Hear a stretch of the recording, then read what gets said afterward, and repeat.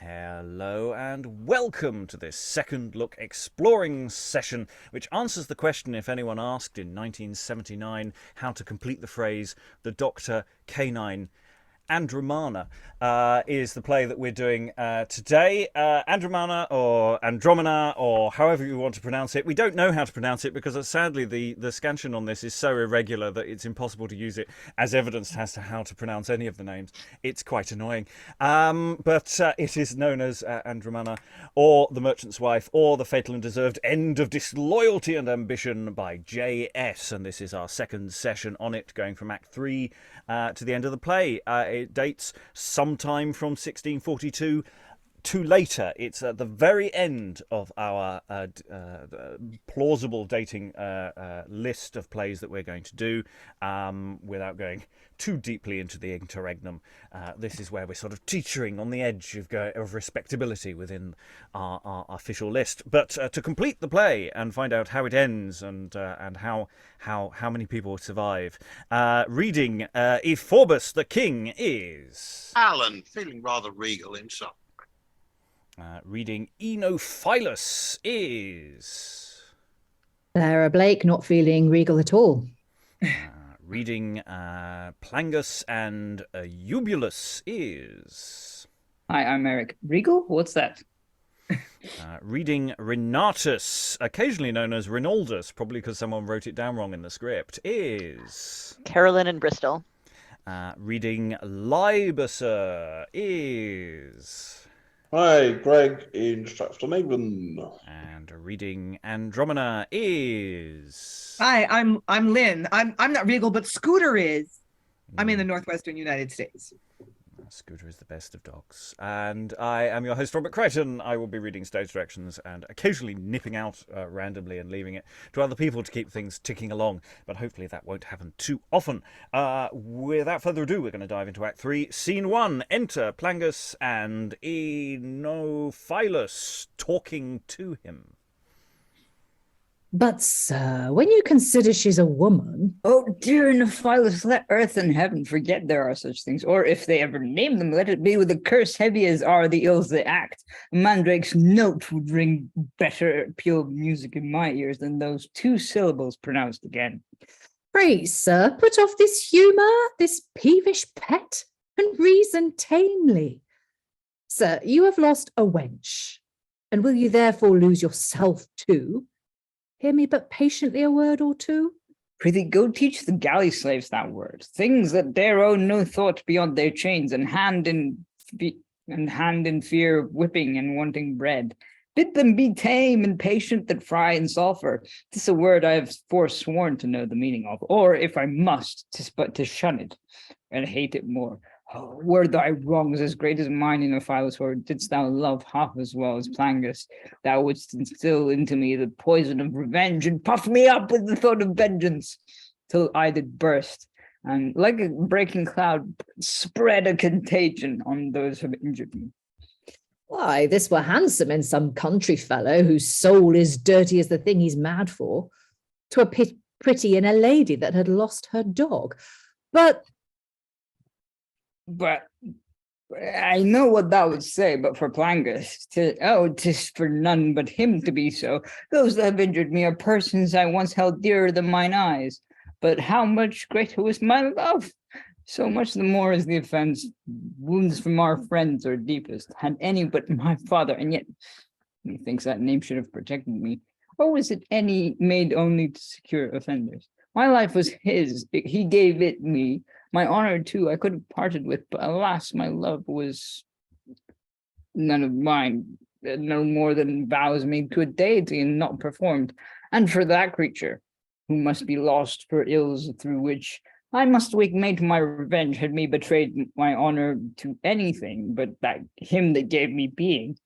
She had made me half amends in that my way to vengeance had been open.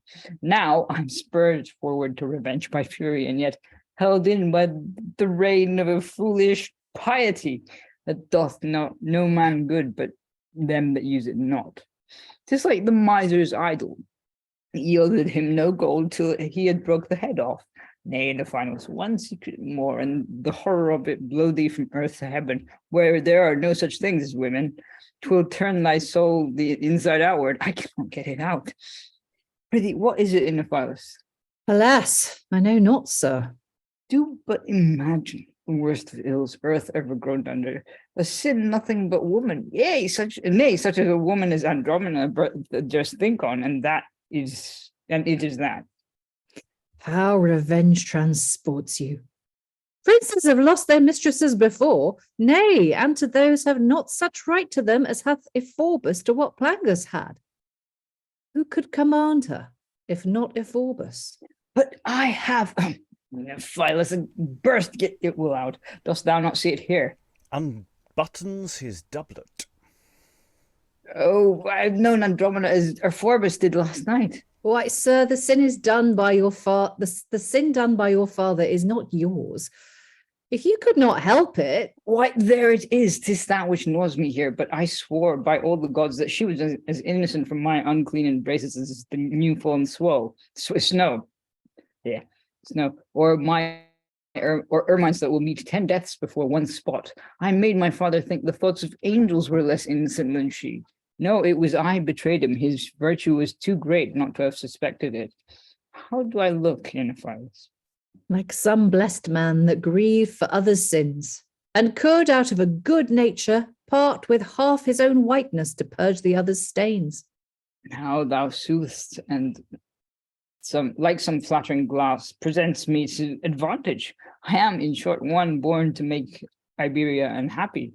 Had I as black a face as is my soul, you'd find in respect of it Egyptians were snow white.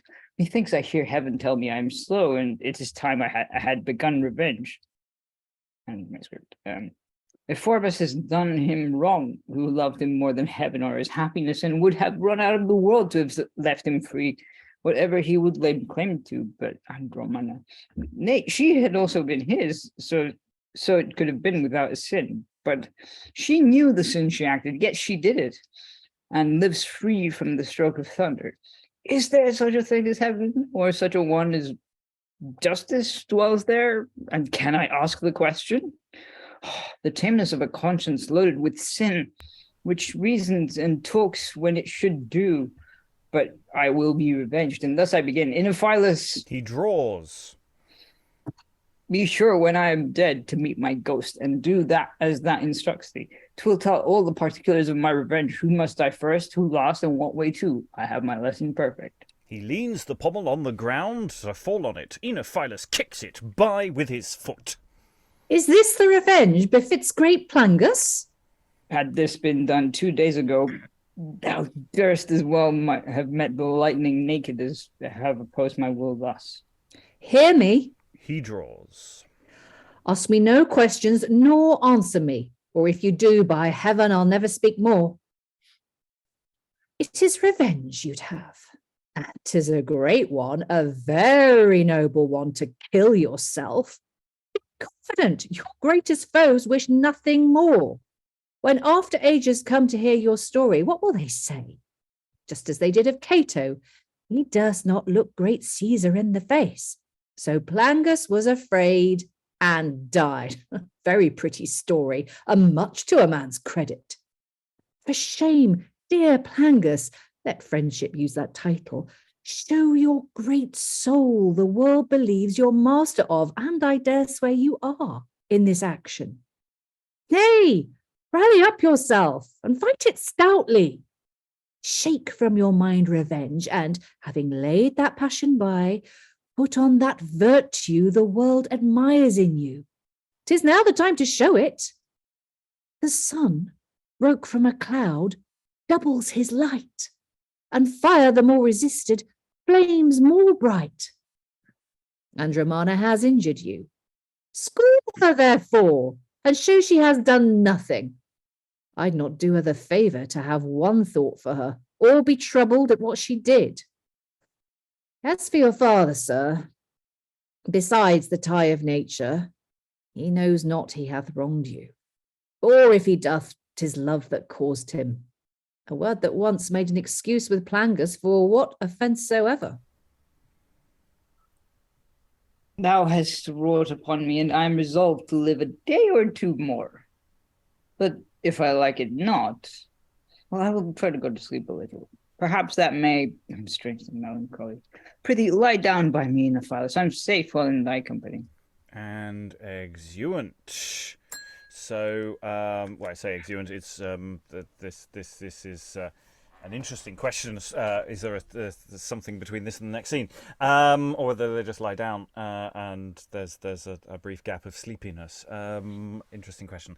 We'll come to later. Okay, so Plangus doesn't have much in the way of emotional security and maturity going on here. I mean, boy, there's a lot of stuff going on in that whole sequence. I mean, I'm sure it would unnerve many people to find out that their lover has now become the lover of their father. I mean, that might unnerve quite a lot of people. But yeah, he then rails in all sorts of interesting different directions, which says a lot about the time.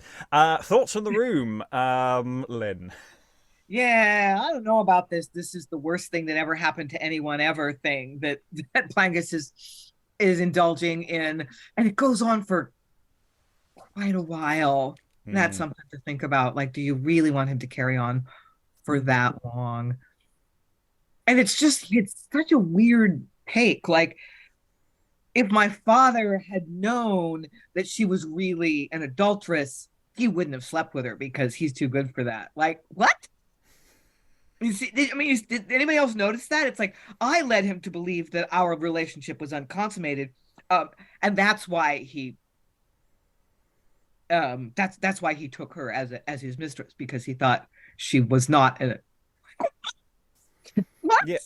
And the fact that he's using that as an additional stick to beat her, because he's going, you know, she lies, and sort of going, well, she yeah, well, and therefore all women, but hey, she had an affair with you, so surely you kind of that sort of, you know, that's not saying, that's not a change of circumstances here that somehow needs to extend to the whole of womankind.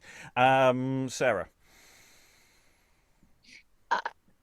I'm getting from this that Plangus is actually really quite young. I think he's about 18. This is reminding me a lot. There's a Police song called, I can't remember what it's called, but it's about some petulant boy whose girlfriend has gone off with someone else, and he's going to kill himself in a fit of pique to make her sorry. And it's like it's just reminding me of that. It's like, oh, I'm going to have my revenge. Well, how is this going to be revenge unless he thinks that she's going to be like so sad that he's dead?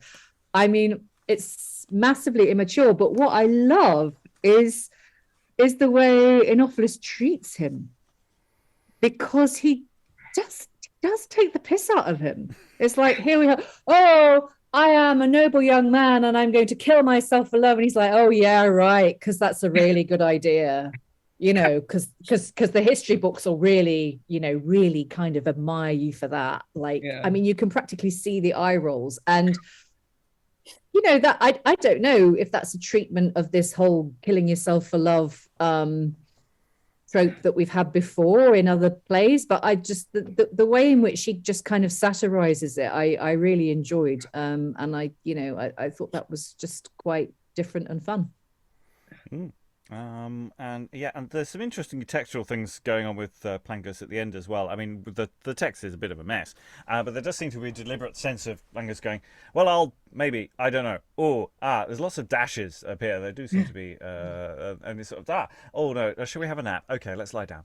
And they lie down and or exit. It's slightly unclear because the next scene is basically Plangus as from sleep is the stage direction, so it suggests that actually they have a little lie down here, and otherwise they exit and he comes straight back on again, which I suppose is possible. It's a curious thing. Eric.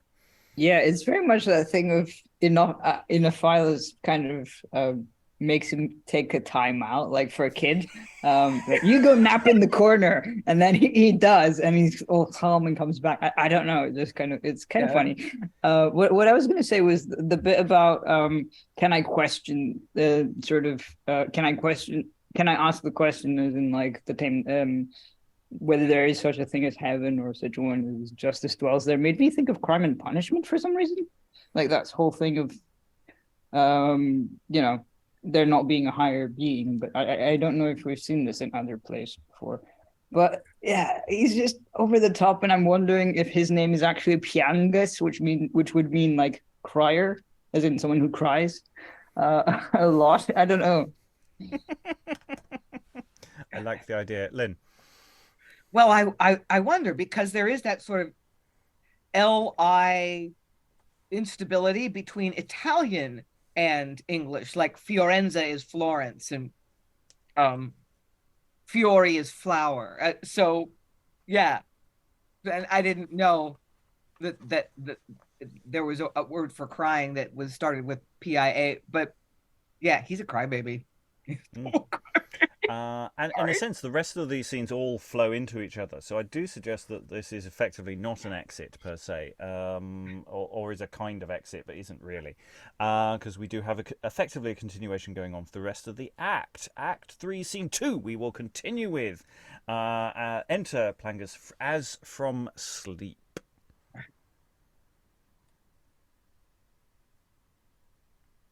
Lord, how this spirit of revenge still haunts me and tempts me with such promised opportunity and magnifies my injuries.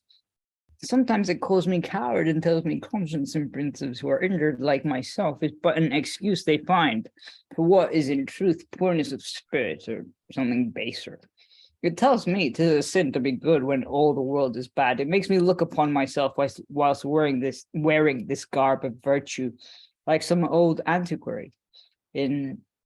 Clothes are out of fashion in Iberia, but I will not yield to it. I know it is a greater glory to a man's self, and he that courts opinion is of vulgar spirit, to disobey than satisfy an appetite which I know is sinful.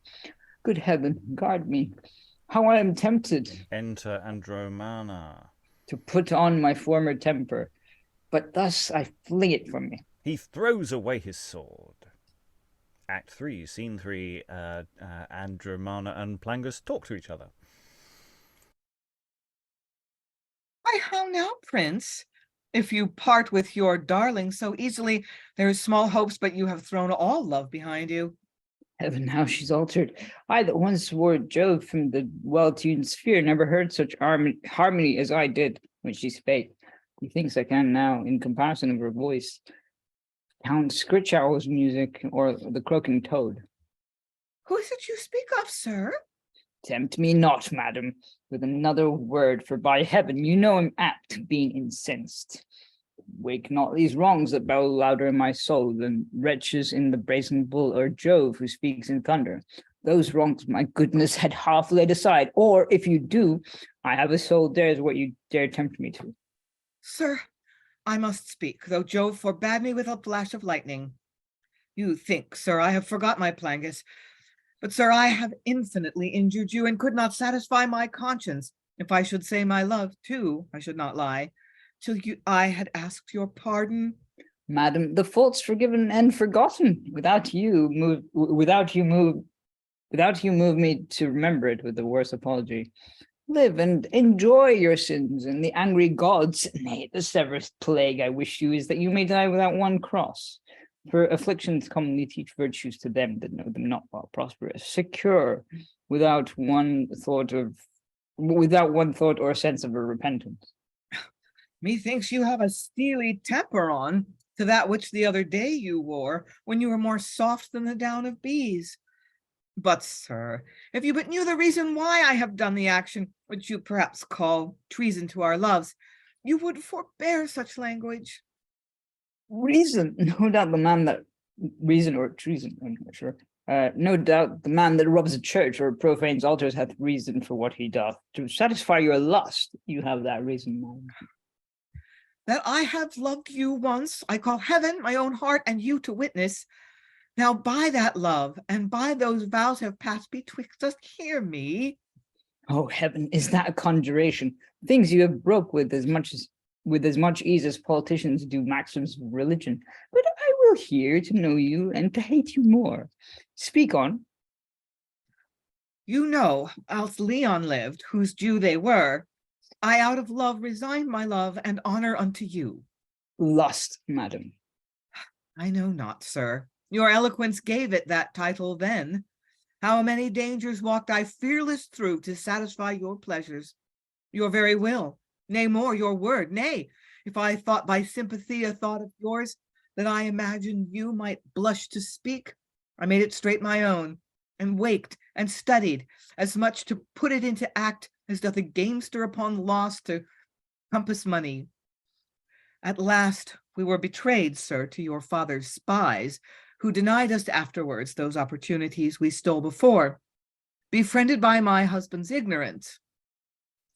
Now was I brought to that which is the worst of ills, and seeing but not enjoying of that which I held dearest.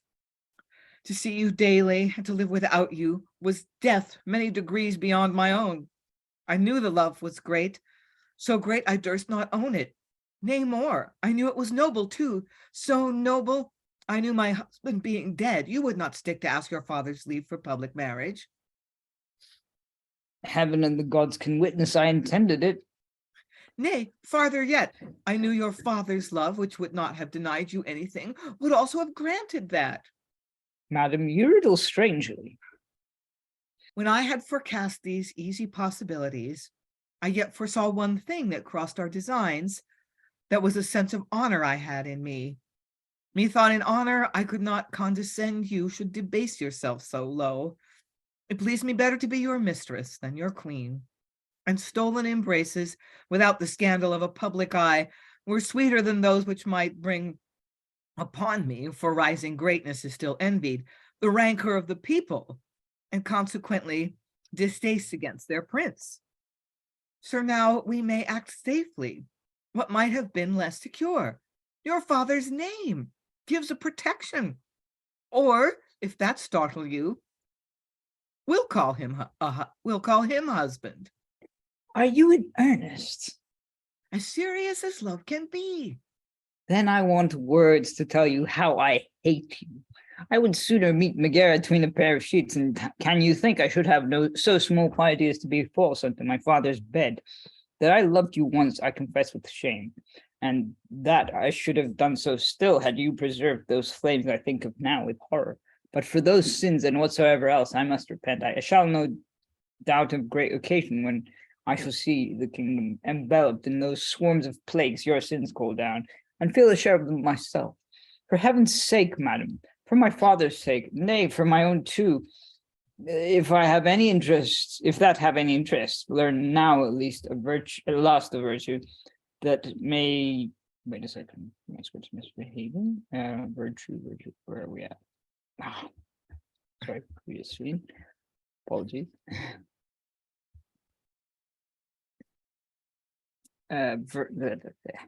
Virtue, where is it? Oh, learn now at last a virtue that may make us as happy as much as hitherto unfortunate, and render your story to posterity so burnished with your mining goodness that their eyes may not perceive the error of your former years. Perhaps I then shall have a reverence for you, as great as any son hath for a father's wife. You wonder, lady, to see me talk thus different from what you saw me half an hour ago. I looked upon myself as one that had lost a blessing, but heaven hath been happier to me. For I am now so far from thinking you one, that I look upon you as a plague, no sin of good Ephorbas could deserve. But love to you, Sir, answer me not in words, but in deeds.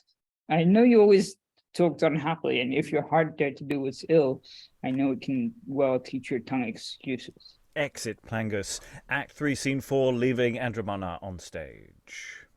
and is my love then scorned? The chaos of eternal night possess my breast, that it may not see to startle at any undertakings, though they would make Medusa's snakes curl into rings for fear.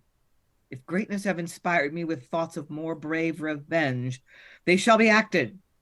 A husband's murder was such a puny sin, I blush to speak it, but it was great enough for a merchant's wife. A queen must be more daring in her revenge, nor must her wrath be pacified under a whole kingdom's ruin. We'll just pause there because I think we finally got the smoking gun. Yes, she definitely killed her husband. I mean, it was always there, but it was never stated really clearly. But no, definitely. But now she's a queen. Got her up a game. Got her up a game. Revenge. There's a lot of people talking about revenge, and I'm not quite sure that anyone really. There's a proper revenge cause going on here. I mean, the only person I suppose who should really want to be revenged is the dead husband, and nobody gives us stuff about him. I mean, we never met him. You didn't even get one scene. Yeah. So, Sarah. Yeah, but have you not met people like this? Like maybe it's just my bad fortune, but like I know people like this. I have family members like this. You once snubbed me during a game of Trivial Pursuit. I will have my revenge. Yes, I mean the thing is, this is not about, because you've got to understand is that everything is about her, and because he has snubbed her, because he's had the temerity to say no to her, she is now entitled to inflict whatever pain she feels is appropriate, and clearly in her case that means death. I mean, people were saying yesterday that the characters in this, weren't very good, and they were a bit simplistic or whatever. All the motivations are a bit all over the place, but I find her absolutely brilliant. She is one of let's face it, there are plenty of narcissists in early modern tragedy, but she's one of the most clearest drawn ones that I've come across, because the playwright absolutely nails it here.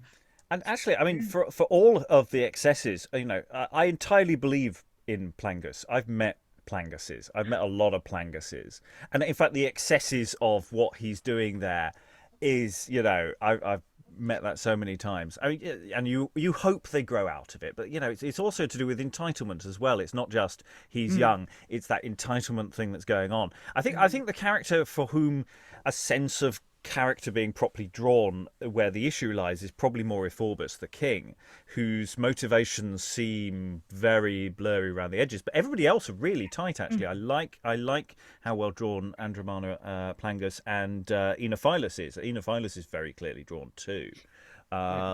It's mostly the king who just seems like not quite sure what the playwright's doing with him yet, but maybe there's more to come. Lynn. Yeah, totally agree. That my sense that we didn't that people's motivations weren't very clear. They seemed really they seemed a little two-dimensional. Was really more based on my sense of the king. What exactly drives him is like you say, kind of muddy. But yeah, and Andromana is the play isn't called Plangus; it's called Andromana. So, yeah, I mean, yeah, she's sort of amazingly, she's impressively awful. She takes up with the crown prince, has her husband murdered, hoping that she'll be able to marry him. When that doesn't work out, she's like, "Oh, I'll marry your dad, whatevs." And then she tries to say, "Oh, being married to your dad is the perfect cover for us to continue our affair." And then when he's like, "No, I'll it's like, I can accept you as my stepmother. That's not ideal, but oh well." But and she's like, "You don't want to sleep with me? Oh, I'll get back." Yeah, I mean, I do feel she is not noticing that there is a reasonable ick factor with their continuing their affair as this undercover. There are other plays which feature arranged marriages to cover up affairs and things like that, but not between father and son. It's excessive. Anyway, we're still mid-scene. Effectively, this act is one rolling scene, and we have more Andromana material to come. Act 3, Scene 5. Enter Libacer to Andromana. Oh, my better genius! Thou art welcome as a drop of water to a thirsty man. I ne'er had needed thee till now. Muster those devils that dwell within thy breast, and let them counsel me to a revenge as great as my will is to act it. Madam, leave words. The rest you take in breathing makes your anger cool. Out with it, and if I do it not, if I started at any ill to do you service, though it be to kill my mother, let me be troubled with a plague of tender conscience, and lie sick of repentance a half year after. What need I tell thee more? Plangus must die, and after him Ephorbas, because he is his father. Madam, he shall, but give me leave to ask you how he, for whom alone all the world you had a passion, is now become an object of your hatred so great as others must die because they have relation to him. The air is hot yet with those words I proffered him in satisfaction, and he refused it. What need I speak? Is it safe that he should live, knows as much so much by us? He had been happy had he never known what virtue meant. I wonder that paltry thing is not banished earth. It ne'er did any good yet. Beggary a blessing to it. Whoe'er grew rich by virtue. Madam, we are not troubled with it. But to our business, I have thought a way. You know his father loves him. 'Tis he shall ruin him, and let's alone for him. Pish, that cannot be. These women are always with their cannots. What cannot be? Have you but read the Sophie? You will find that Haley, oh, how I hug that fellow's name, ruined great Mertzer by his father, and his father by his son. That great politician, while all the court flamed round about him, sat secure and laughed.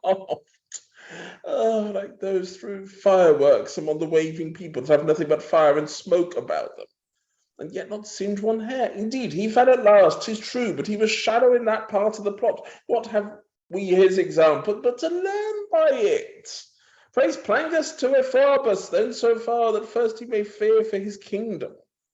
And if you do proceed till he grow jealous of his bed, 'twill do the better. The king is coming, I must be gone. And exit Libacer, as Act 3, Scene 6, enter Ephorbas to Andromana. Fares Andromana. I'm glad this greatness sits so well about me. My court was blessed that hour I knew thee first. We'll live and still grow happy. We shall flourish like some spreading tree that shall ne'er cease till its proud height o'erlook the sides. I hope I bade fair for a boy tonight. How happy should I count myself could I but leave my kingdom something that had thy image in it. Sir, never think Iberia can be happy in another son when such a prince as Plangus lives the heir, who is the subject of all men's prayers, nay, the deserver too.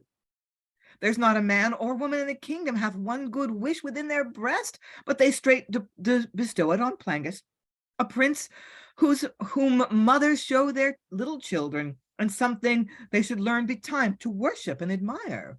No, Andromana, but Sir, virtue's perfection is at the height in him. Whatever after ages bear or give the name of worth to must, if compared to him, be as foils to set his glory off the brighter. Nor are the men only thus taken with him. There's not a lady in the land but sighs with passion for him and dreams on him a night. Husbands grow jealous of him, yet with joy that they are Plangus rivals. all this is nothing. Men talked as loud of me when I was young. Yea, but they say, sir, you were not half so mincing in your carriage, nor so majestic. Besides, I hope they did not make comparisons. Starts. sir, I thought we could not have discoursed on a more welcome theme than what is full of Plangus. No more you cannot. Let him as a less star enjoy his splendour, but it must not be so great to darken me. But prithee, do they compare us then? You're discomposed, sir. I have done. Nay, nothing but the remembrance of a foolish dream. What say they? Why, sir, some went so far to say they wondered a lady of my years could marry the father, though a king, when I might have had Plangus himself. They did not. Then I confess I blushed and had been out of temper, but that I thought it might be the court fashion to talk boldly. This story jumped just with my dream tonight. Methought I saw him threatening to kill me, because thou hast married me. But the young saucy boy shall know, I hold my sceptre strong enough to crush him into atoms. Did they not name Inophilus? I think they did. He had some share of praises too, but it was so as gleaning to a loading cart, they sometimes fell beside. Then I'm satisfied. 'Tis an aspiring youth. 'Tis something that unites Plangus and him so. I must be speedy in resolves. Exit Ephorbas, Act 3, Scene 7, leaving Andromana. Who waits without there? Enter Libacer. Oh, art thou come?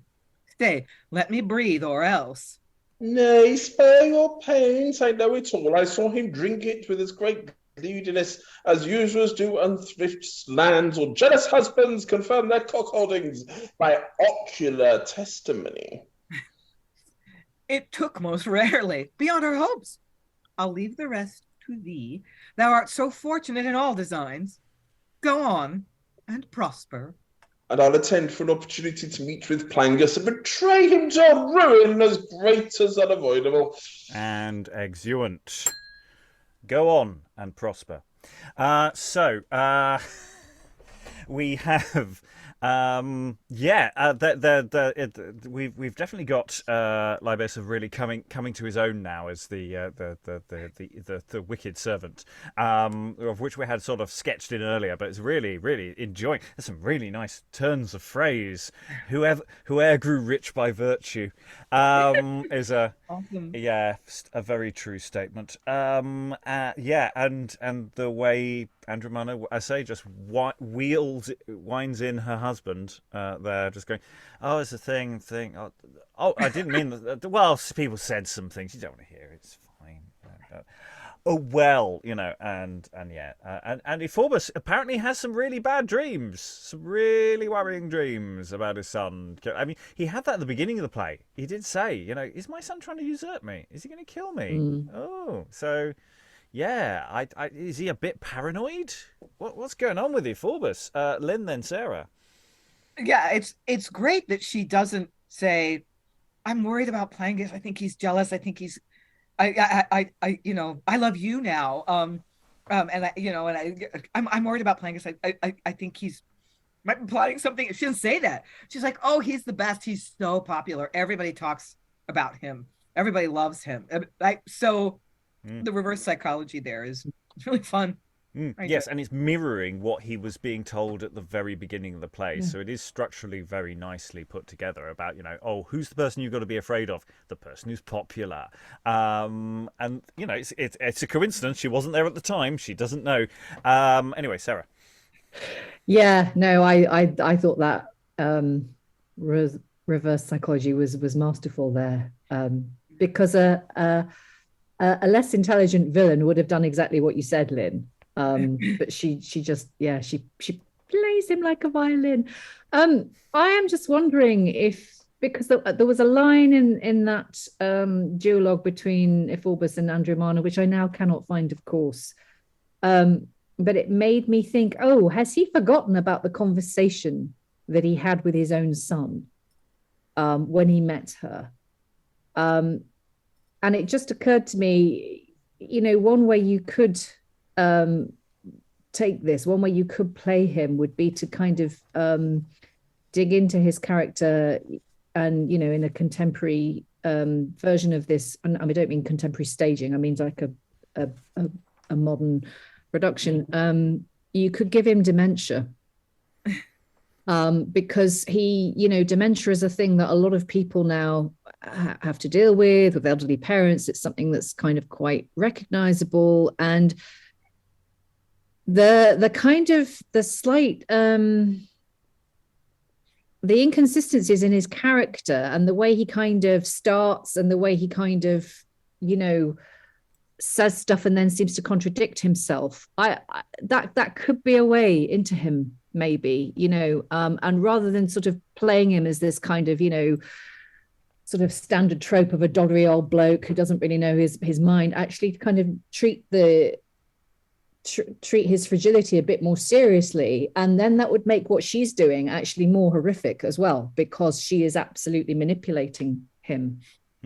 And the thing is that there's also an additional sort of ick factor here, to be a bit crude about this, because Ephorbas does say, "I hope I bade fair for a boy tonight." So they've literally just had sex before this sequence started. So you can sort of understand why the tendrils around why Plangus is perhaps a bit wound up about all of this and this sequence here. So there's something, really quite uncomfortable about all of this, actually. And how much manipulation and using someone who might be in a more vulnerable position here is going on there. Because Euphorbus, I'd say, it doesn't look like he deliberately tried to kill his son in the first half of the play. It doesn't look like that was the plan. Maybe, he didn't think it through, and he didn't appreciate that actually, oh no, sending your son to war, he might die horribly. There's sort of things there. Eric, were you waving earlier? And then Lynn. Yeah, no, I was gonna say that I just like the line about, oh yeah, no need to make comparison. It's like there's a part of me going, has she been comparing between like, oh yes, not just like in terms of personalities, but other things. But that's Lynn. I have deeply mixed feelings about the idea of playing Euphorbus as in kind of early onset cognitive decline. He used to be fairly sharp, and now he's not. In a play that's this goofy and over the top in many ways. And also, I think you would have the text doesn't afford you any opportunities, or any conspicuous opportunities to signal to your audience that he didn't used to be this unpredictable and odd and impulsive. So I don't know. It might be actually really useful for an actor. But I don't know if you want to signal that too obviously to your audience, depending on how kind of over the top and exaggerated you want to keep the playing style here. Like some of this we talked about yesterday has to come off as funny. Well, it's also a question of, it's logistically, it's one of these questions, what happens to this play? This play feels like it's a chamber piece. It's doing, in theory, big war stuff, but it's not really doing big war stuff. It's doing it in a very contained way with as few bodies on stage as possible.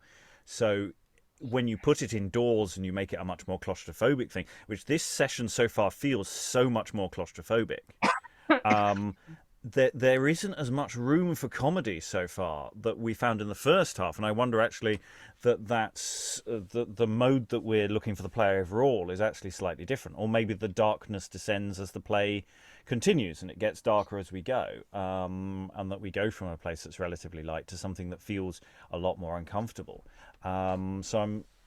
Lots of questions. We don't have to have answers yet, as we're going to go into Act 4 as we get more data. And it'll be interesting to see whether Act 4 has a time break between it, or whether this is a flowing action from the previous act. Act 4, Scene 1, enter Ephorbas Solus. For aught I know, my bed may be the next. Men are not bad by halves, nor does one mischief stop man in his career of sin. There's as much reason in the one as in t'other. Doth he affect my kingdom because I'm old? No, that's not it. He knows I must die shortly. 'Tis not a desire of rule and glory of their bending knees makes him forget his duty. He may well covet Andromana, because she's handsome. He satisfies a lust alike in both. Well, let him be my rival in the kingdom. 'Tis but what he was born to, and I must leave it him. My wife, he must excuse me. Nay, he shall. He pauseth. Yet now, I think on better. The grounds are slender, and my suspicions slight. No evidence against him, but the people's love, and that's no fault of his, unless deserving mere crime. Who's without there? Enter Libacer. Go call in Plangus and bid him not stay, for I must speak with him. Exit Ephorbas, leaving Libacer alone for Act 4, Scene 2. Nay, then all's dashed if once he comes to parley. I must not have them talk. Enter Plangus. But here he is. Act 4, Scene 3. They talk. All health and happiness attend the prince. Pray tell me if you saw the king? Be short, for I'm very melancholy. Oh, he parted hence just now, but with such a fury revelling in his looks, there had been less danger in a basilisk. Went he this way? Yes, sir. He is going out, but turns short. But dost thou not know what moved him? I heard some such words as these. My rival in the kingdom, there's evidence against him. The people's love deserving is a crime, and somewhat else my fear made me forget.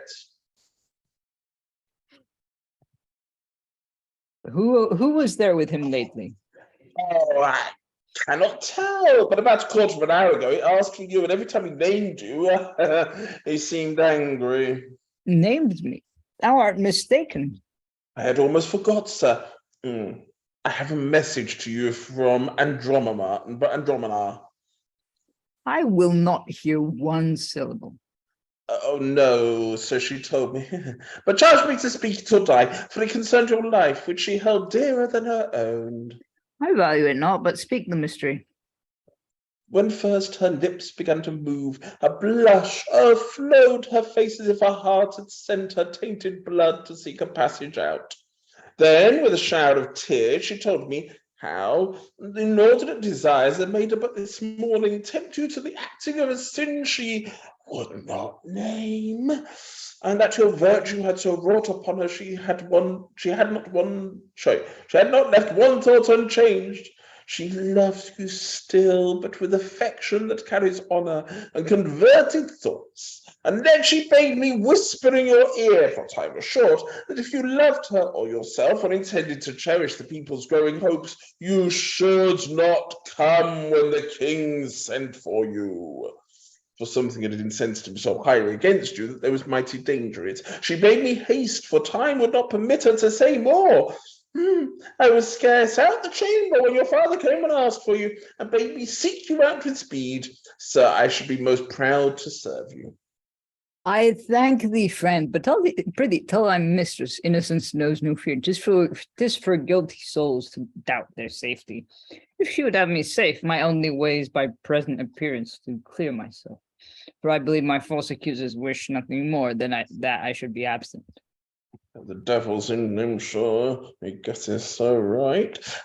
She told me that I would have wished you to it, but that there was a way to serve you better by. She said, Ephorbas told her a few minutes hence he'd call a council which they'd consult about you. The place is hanged so that behind the walls, you may stand secure and hear what passeth. And according to what they may determine, you may provide for your safety. Only for more security, she wishes you could arm yourself. Sir, pray resolve shall pacify the king, that you appear not presently. Well, I will be persuaded. Tell her I'm resolved. I will not come. Happiness attend you. Half an hour hence I'll wait upon you. Exit Libacer. We shall reward thee. Act 4, Scene 4, Plangus alone. Whence should this kindness come? And on a sudden, too. A strange alteration. She who a day ago forgot the vows her soul was fettered in, but this morning tempted me to a sin I can scarce think on without fear, should on an instant be careful for my safety, and that from a principle of virtue, too. Act 4, Scene 5, enter to him Inophilus. Who was that with you, sir, just now? An honest fellow, certainly, but one I know not. An honest fellow, call you him? If he have not rogue written great letters in his face, I have no physiognomy. Pray, sir, what was his business to you? A message from Andromana, who out of love desires me not to go to my father, but as something has put him in a fume against me. Did the king send for you? He did so. But upon her entreaty you forbore to go. What then? Then you are mad, sir, and tacitly conspire to your own ruin. Do take an enemy's advice, and die the object both of their joy and scorn. Where are your senses, sir? Or pray, whence springs this friendship of Andromana's? Alas, you should not measure her malice by the smallness of your own. She has injured you. She knows it, sir. And though at present she enjoys her treachery, she may soon fall beside it.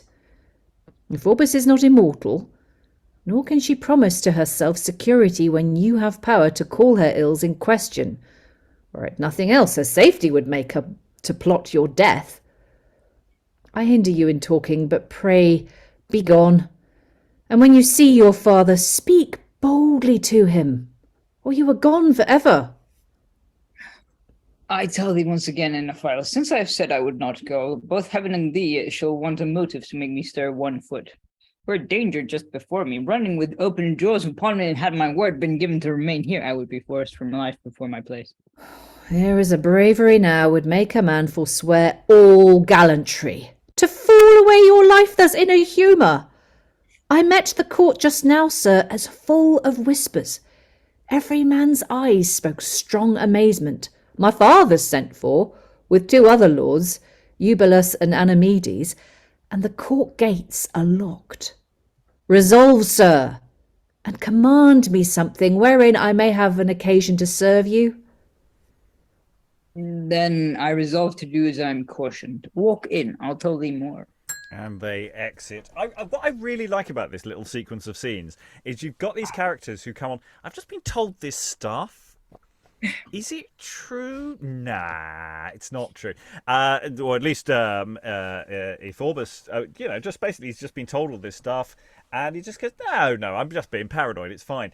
I really like that. And then Plangus gets this whole story, but and even though he does sort of fall for it, he does take a moment to go, oh, do I trust her really? Oh, I don't know. And that's quite believable. And then Inophilus just turns up and just goes, dude, you're an idiot.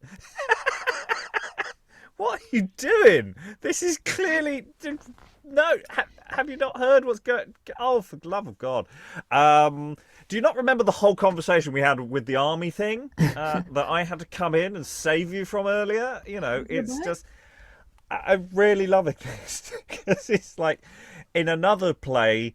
they would just blindly believe what they've been told and go off and do terrible things. Whereas here, no, actually, they talk to some other people first. They think about things. That this is actually weirdly more realistic now than quite a few other plays we've looked at, or other plays that we may not have looked at. Sarah, I think every tragedy or every tragic hero needs an Enophilus to just say to them, What? Don't be daft. Stop being an idiot, you stupid man. Get over yourself. Can you hear there's yourself? So much getting over yourself that you need to do to play.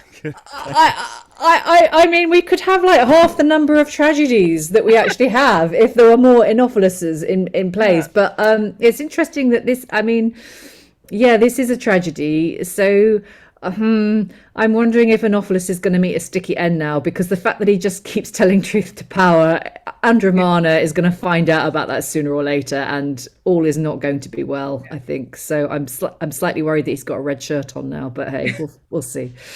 Yeah, I mean, Inophilus is basically, he's the paperclip in the corner just going, you appear to be stuck in a revenge tragedy. Would you like some help with that? So yeah, okay. That we've just had a setup for the next scene. In the previous scene, Eubulus and Anomedes, 2 other lords, have been sent for by his father Rinatus to the king. So there's a whole thing going on. So we're going to go into Act 4, Scene 6. Enter Ephorbas and Libacer. What was his answer then? Tell him I am resolved I will not come. Those were the very words, sir. It was very pretty. Resolute, methinks. We've been grown so stubborn already. The next we must expect is action. But yet he bid me, if you asked why he came not, to find some excuse or other. He could find none himself, then. Call in the lords. We must be sudden in our execution. But, prithee, one thing more. Who was there with him? Nobody, but I met going to him young Inophilus, and heard one servant tell another in great haste, their lord would speak with some of the captains of the army. Exit Libacer, just dropping that little grenade over his shoulder as he goes. Act 4, Scene 7. Enter to the king, Rinatus, Eubulus, and Anamedes. Sit down, my lords. We have business with you. It requires your hands and hearts, both speed and counsel. Our danger's such that I could wish to clone on us without warning. For so cross the fates are, our safety must be bought at such a price, that we must lose what is as dear to us almost as it. Is Plangus' death or mine to secure the other's life? Nay, startle not.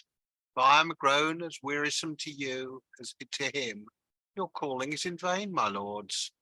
Nor shall I labour longer to preserve a life denied me by the gods and you. But if there's any here who hath a son, brought to these years with so much care and love as mine hath been, think what grief it is to lose him, and shed one tear with me. For that son to plume himself with feathers, plucked from his father's wings, would melt one's eyeballs. Yet Plangus, who hath visited his ends with virtue, finding it useless now, hath thrown it from him, and openly attempts my crown and life. When mischief's wheel once runs, how fast it speeds, headlong to put in act the blackest deeds. Were my crown his, had he my life to give, though he would let me, I would scorn to live. Sir, we are called upon a great affair, and if it be true, the speed of our resolve shall be as great as it. Your Majesty hath reigned so happily and so long, we will not think a time beyond it. And such so great a virtue still hath been, as strangers have been enamored and admired it. Our enemies that could have wished it less, yet have sat down with envy, nor attempted aught again. You, knowing, I'm confident, by such unjust attempts the gods would be their foes, methinks it is therefore much less likely that Plangus, who had hitherto been found a miracle of filial piety, and one that we may say was born the heir to all your virtues, all your goodness, as well as the kingdom, who counts it glory as much to be an honest man as a great prince, I say, for him who, as he is your son, as we hitherto have found him full of worth and honor, we cannot but behold as him in whom the spreading hopes of all Iberia grow, and promise to themselves a still green happiness that ne'er shall know what autumn or a naked winter means. For him that hath scarce yet put off those clothes which wear the badges of the great danger he was in, not for himself, my liege, but you and us, for he hath wished the ruin of his father and his, for had he wished the ruin of his father and his country, the Argives would have done that for him, and he'd not have been called in question. But when we must remember with what wings he flew to meet the torrent, both against the counsel of his friends and his own hopes, how love to you and us spurred him on forward to those impossibilities, which nothing but love and valor durst have attempted. Why then methinks this strange, yea, very strange, that thus in a moment have flung all nature off, and all religion, and that, sir, against you, whom we all well know and think with fear, but our fading hopes, spring fresh from Plangus, must shortly pay your tribute to the grave. Not that we doubt your Majesty hath cause to apprehend the danger, only 'tis wished to those who informed you were examined strictly, and Plangus sent forward to answer for himself. Slanders like mists still vanish at the sight of innocents who bring their lies to light. If an oration could have made him clear, no doubt my fears are vain, and we shall lie still sleeping in security, as great and lasting as Plangus and his accomplices can wish upon us, nor wait till we are bound in the securest chains, death's fetters. That I'm old is true, and Plangus knows it. He would have catched a cannon bullet sooner else between his naked hands than have provoked my fury. But age hath froze me to an icy numbness. Yet shall he know my veins have fire as well as his, and when incensed My eyes shoot as much poison too. What you allege about his battle against the Argives as an excuse, it is a proof against him. Though thieves rob others, yet they fight themselves. For those that rob when strangers set on them, and all unite against a common enemy. Had Plangus' private interests not held him to us, no doubt he left us naked, all defence, but an intestine fury, to see the Argives bear away the fruits of all his labours, all his treasons, shot him into a despair and made him play. The game was almost lost, rather than give all o'er. Besides, that action hath endeared him to the people, gained him the soldiers' hearts with so great ease, that danger's nothing in respect of the rise. He takes from thence to climb up to his ends, and for the virtue that hath gulled us all, I must to speak it, that a son of mine should ever be so base as to seek a cloak for what he doth, but that I have disclaimed all my relations to him, and would adopt a cannibal sooner for a son than he. The evidence we have is what we wish were less. Then might I hug my Plangus, and he me. But since the fates and his own ills deny that intercourse, what can remain but that we should proceed to sentence, speedy as themselves, and stop the ill which may strike when 'tis night or while 'tis called today. Knows his guilt too well, and has denied to come, that so he might be justified. Once disobeyed his father, the next thing will be rebellion to me as his king. Act 4, Scene 8. Enter to them, Libacer. Oh, we've lost Carolyn's audio. I cannot hear you. Your audio is on, but we are not getting any sound. That's awkward. You were fine earlier. Turning off mute and unmute. No, it's the muted. Nope, we're still not getting you, I'm afraid. Greg, could you step in to be... Oh, no, you can't, because you'd literally be talking to yourself, wouldn't you? That would be stupid for me to do. Lynn, could you step in for the moment, please? Rinatus? Rinatus. Okay. Carry on. Okay. Heaven bless you, sir. Sure as death. What? Act 4, Scene 8. Oh. Oh,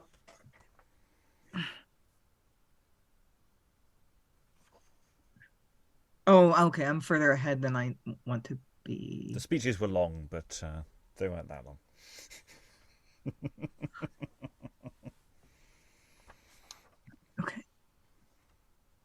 Okay. Now I'm back too far. Act 4, Scene 7. End of the 3 long speeches, and Act 4, Scene 8. Libacer enters, and Rinatus points at him and goes...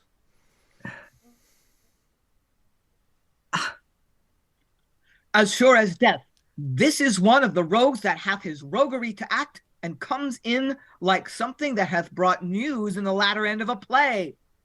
Now shall we have some strange discovery, how the rogue flares. No sooner had we shut the gates, my liege, than an uncertain rumour spread upon the people that Plangus was in danger. When if you ever saw a hive of bees, or if you stir but one, the whole swarm moves and testify their anger. No, so straight whole crowds of people, the highest half not knowing what they came for, swarmed to the gates, and with confused cries hindered themselves from being understood, till some, having divers times called Plangus, some their prince, all with one note made up a common voice, and so continued till some captains with 1 or 2 selected troops made up to them, and having promised them they would secure the prince, desired them to withdraw. And when they came so high as to be heard, they did in earnest what the other had attempted, with so much noise, and failed it. For they told the porter in plain soldiers' language they would either see Plangus safe or force the gates upon him. He in this excellence hath sent to know your pleasure. How say you now, my lords?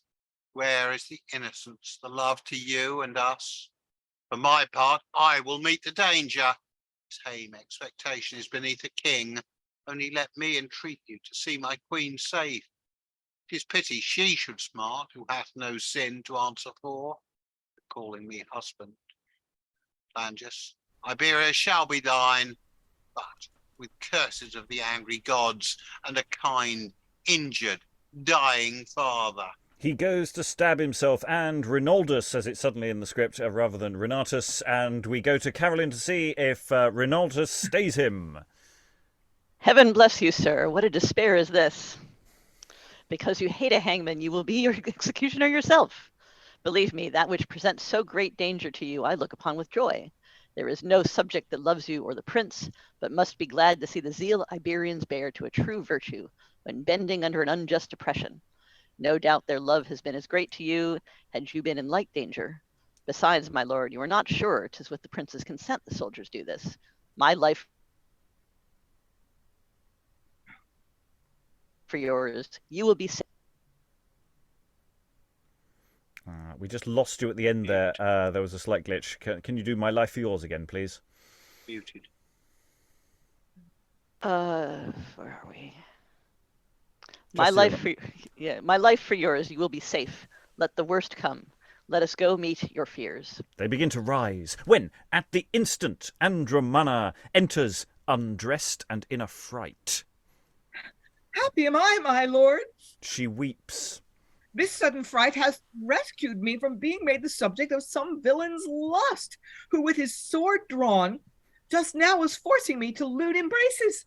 If you command to search the court, he cannot be far hence, for he ran that way.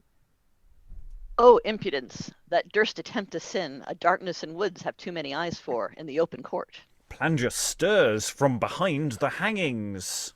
I shall be with you, the devil hath armour on. Rinatus draws and runs at him. Drag him to torture. They fetch him out. My son, why have I lived to see this? Away with him to death. The air will grow infectious. Why stay you? And we're going to pause before some other people come onto the stage. So, the setup was there. Inophilus. Warnings were not heeded. Plangus put himself in place, ready for the thing. And it didn't take much for Ephorbas to suddenly turn on his son, did it? It just took Libacer to say, "Oh, I've heard some things about the captains of the army," and immediately he just goes really off on one. And Eubulus does this massive speech. We've never met Eubulus before. He's been on stage, but he's never said a damn thing. And it's like he's just been storing up all his words in the play for this one scene. Here he goes. Except, frankly, he should give all those lines to Rinatus, because he's a character that we've actually done something with earlier in the play, and frankly Eubulus is gone in my production. Anyway, and then Libacer comes on and goes, "Oh, the soldiers are revolting, my lord," and stuff. And then Andromana comes out and does some more play acting that is doing all sorts of awful things it's all flowing back and forth, isn't it? I mean, it's all for all of the ridiculously long speeches, it then suddenly pays for that to a degree with sustained action. Thoughts before we complete this little sequence? There isn't much left before we come to the end of the act. Any thoughts on that, Sarah? Yeah, I just wanted to say that, while some of these speeches are maybe a bit too long, that balance, kind of works. Because if you cut them down, because the pace of this play is really quite fast, if you cut those big speeches down too much, it would just be a series of people charging about. And, which is fun. But they do they give the play a bit of time, a bit of breathing space, to the audience, because really everything's happened quite fast. We were talking yesterday how fast it was, and today's hasn't seemed as fast because of what you were talking about it all being very close and it feeling like it's a chamber performance and all taking place indoors. But I think actually, if you got it on its feet, it does go incredibly quickly. So, yeah, maybe the playwright knew what he was doing there when he put in the big speeches. Okay, let's find out where this is going then. Plangus has been dragged out from behind. Andromana's undressed, and Ephorbas has just found out it's his son who's been accused. Oh no! Act 4, Scene 9. Enter Zephyro, who we encountered on stage earlier, but who's so far not said a thing, and Inophilus with soldiers to them. Unhand the prince, or else by heaven he treads into his grave that moves a foot to touch him. Madam, though Plangus' noble self was blind and could not see the deep black darkness of your hellish accents, his friends had eyes about them. Was this your love? This your repentance? This your advice, your counsel? I must confess, had I, and these his noble friends here, been ruled by him ere this, he'd been a sacrifice to your revenge and you. Why stand you mute, sir? Want you a tongue to justify your innocence, our swords and we maintain? And now, my liege, we turn to you, whom we have served as truly as ever subjects did any prince alive, and whilst you're worthy we will do still. But will be no man's slaves alive, much less be his that is another's, while this base witch, for so she is, constrains you to do actions children would blush at, and wise men laugh at, which will after lead you to both repentance and despair. This beggar, whom t'other day you took up as some lost thing, gave your honour to, and in that our safety, that knew less to be good than devils do, and hated ills lodged in her, that would make hell beyond that the Furies dwell in. Banish her hence. Send her to some place where murders, rapines, or sins yet unheard of do inhabit, and where she can do us no mischief. Do you betake yourself to your former virtue, and restore the prince to those affections you once had for him. We then perhaps may live to see Iberia happy. Why am I forced thus to declare his shame, which at the bound strikes me and is made my own? You know not how well Plangus can dissemble. He is an hypocrite. I need not tell you more. Those 3 syllables comprehend all ill. My queen, just now, escaped from his base attempt, wherein he would have forced her to have damned herself and him, and dishonoured me. What meant that armour on, and why so guarded? Where was a danger threatened him? Doth he think his conscience could not sting him through it? I wish he might live, my lords, but as nature, that as he is my son, bids me preserve him, so honour, which pleads to the king stronger than nature can, tells me, for that very reason, I can less pardon him than something born a stranger to my blood. But I deserve to die as well as he, if he be grown a burden to the earth. I am so too, that gave the monster being.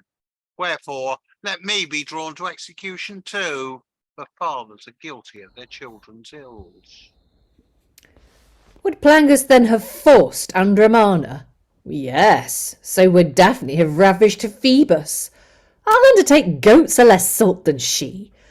But for his armour, can any man that breathes one common air with her not need an armour? Brass walls cannot be security enough. Why speak you not, sir? Are you dumb too? It's for them to speak are sure to be believed, but not for him that is condemned as guilty. Words can excuse slight faults, if mine are esteemed as such that all my actions are speaking beauty of 1 and 20 years. Speak not enough to clear me. Silence, child.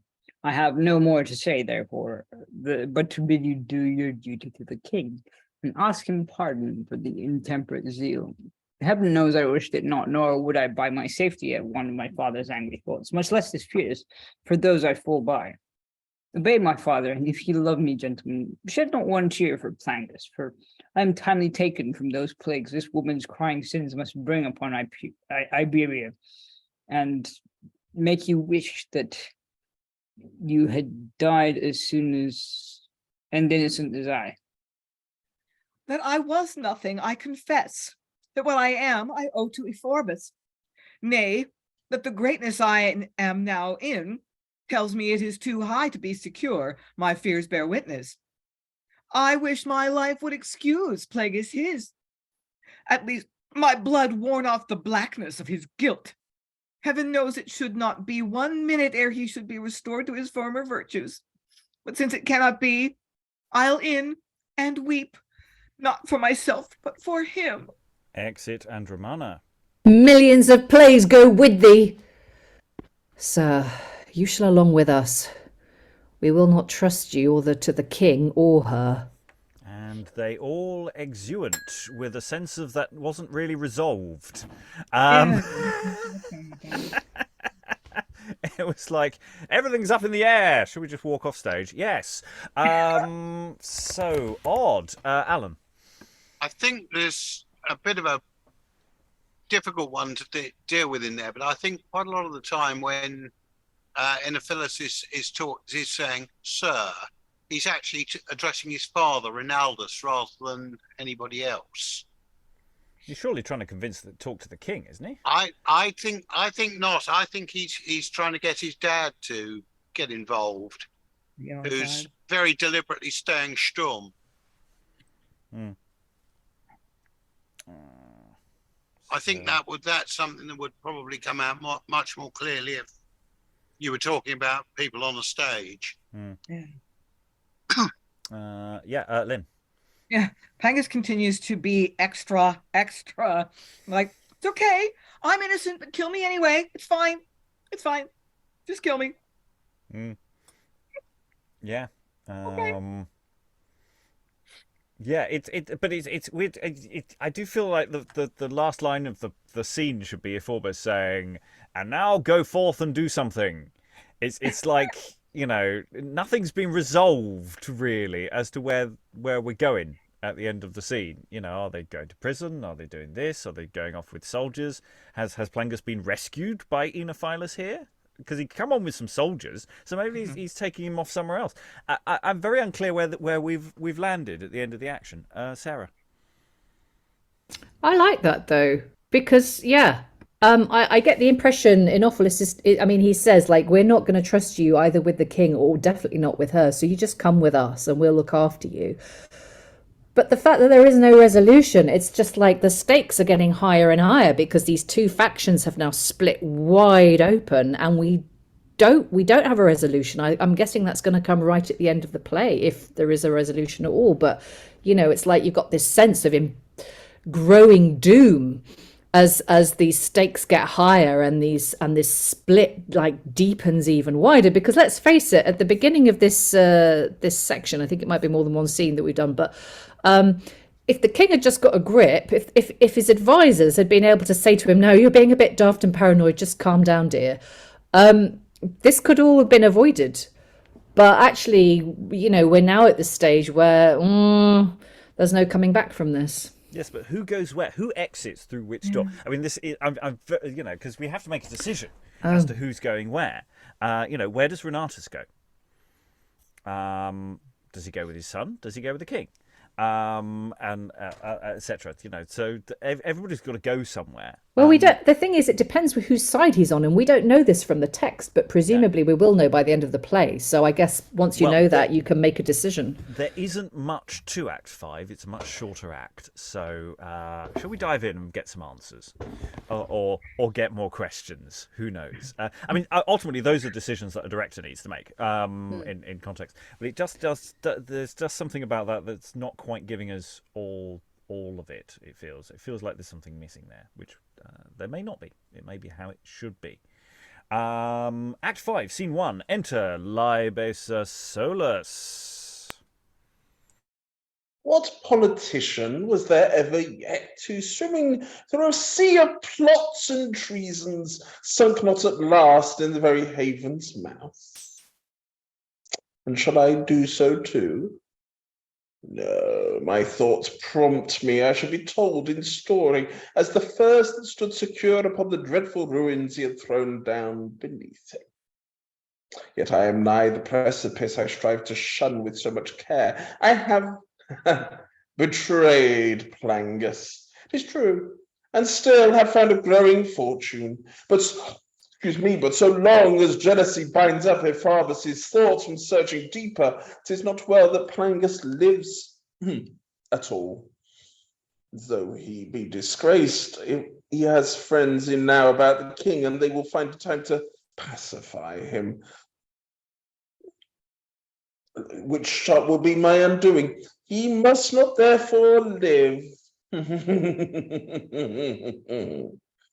Andromana is that of that mind too.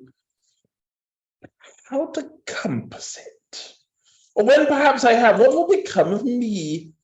Nothing more usual than for those folks who have by sinister means reached to the top of the mountain of their hopes, but they throw down and forget the power that raised them. Indeed, necessity enforceth them, left others climb by the same steps they did and ruin them. I must not therefore trust her womanship, who though I know me cannot stand without me now, though I know she cannot stand without me now, yet when she's queen alone, fortune may alter her, and make her look upon me as one whose life whispers onto her own guilt. It is not safe to be the object of a princess's fear, then she will find others will be as apt to keep her up as I to raise her. I will prevent her first.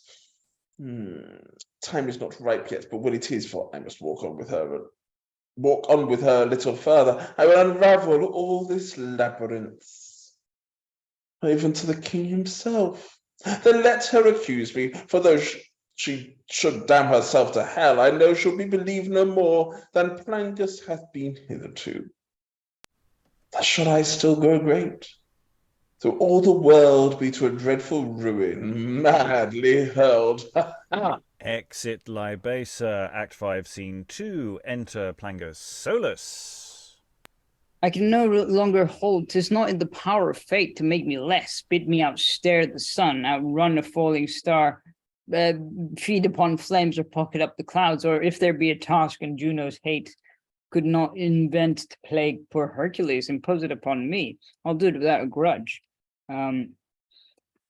Condemn me to a galley, load me with chains whose weight may so keep me down, I can scarce swell under my burden to let out a sigh, I would overcome all. Were there a deity the men adore, and throw their prayers upon that would lend just ears to human wishes, I would grow great by being punished and be a plague myself, so that when people cursed beyond invention to their prodigious rhetoric, this epiphonema should be added, become as miserable as wretched Plangus. I've been jaded, basely jaded by those tame fools, honor and piety, and now I'm waked into revenge, breathing forth ruin to those first spread this drowsiness upon my soul. A woman, oh heaven, had I been gulled by anything had borne the name man, but this will look so sordidly and slowly, I shall be grown discourse for grooms and footboys, be balladed and sung to filthy tunes. But do I talk still? Well, I must leave this patience, and now, Ephorbas, since thou hast brought me to this temper, I'll be revenged with as much skill as thou hast injured me. I'll do these presently, for my hourglass shall not run 10 minutes longer, and having killed myself before thee, I'll pluck my heart out, tell thee all my innocence, and leave thee hemmed in with a despair thicker than Egyptian darkness. I know thou canst not choose but die for grief. But here he is. Exit Plangus, Act 5, Scene 3, Monologue number 3, please. Enter Euphorbas Solus. Riddle upon riddle. I've dreamed this night, Plangus with clothes like innocence all white. And Andromana then methought was grown so black, nothing but all one guilt was shown. What shall I do? Shall I believe a dream, which is a vapour born along the dream of fancy, and sprung up from the gross fumes of a full stomach, sent to the upper rooms of the brain by our ill genius, to spoil our fight and cloud our judgments like a mystery night? Why do I doubt? 'Tis ominous to stay demurring when the way is plain. Is day or night best to judge colours? Shall I stand, trying the water's soundness, when the land presents firm footing? Truth by day appears, and I from tapers hope to find my fears opposed. And yet, methinks, 'tis very strange, a son of mine should suddenly thus change, and throw his nature off. I did not so when I was young. I am resolved to know the truth, and clear this mist from before my eyes. It can be done by care, by gold, or spies. Exit Euphorbus. And we're going to pause there because we've had 3 monologues in a row. Libacer, I think we all agree, was excellent. A very nice speech there. I mean, what politician was there ever yet who, swimming through a sea of plots and treasons, sunk not at the last in the very haven's mouth? That is a very true saying that very much still applies to all politics today. Then Plangus comes on and just does his thing. I mean, I don't know if there's anything new from Plangus there. Is he in chains? Is he going to the thing? Or is he just with his mates? Again, we don't quite know what happened to him. For all we know, they all ignored Inophilus and dragged him off to prison. So it's very unclear, what is the context for that speech? And then Euphorbus going on going, it wasn't in my day. I didn't rebel against my dad. It's very confusing, these young people today. So we got all of these setting up where we're about to go into our final action. So any thoughts on this? But also predictions. Who do you think's going to survive? Nobody. No, none of them. None of them. We have a clean sweep. The last person on stage is going to kill themselves. Lynn. Yeah. Somebody was saying Libacer wasn't where was he in the first 2 acts? I think he just wasn't used very much, but he certainly has flowered into this fascinating politician in the early modern sense. But he's also sort of it's sort of everybody here sort of hilariously unself-aware. It's like everybody who's been in my position before has ended up hoist on their own petard, but not me. I'm going to figure out a way to get away with it. It's like, yeah, you are, dude. Yeah, it's the person who's gone into a casino going, I've got a system though. I've got a system, so I'll be fine. I won't. The house won't win with me. No, sad. The house always wins. Sarah. Yeah, I have no idea who's going to survive, if anyone. But I just wanted to say that last speech of Ephorbas as well. There was slightly more point to it because there's this thing of oh, actually, maybe she's not the innocent creature that I thought she was. Who should I believe? And it's just, I love that, because the thing is, if he did actually change his mind and believe his son, even at this late stage, everything could be averted. I mean, I'm assuming everything that's, because it's a tragedy, I'm just assuming everyone is going to die, or some are going to die.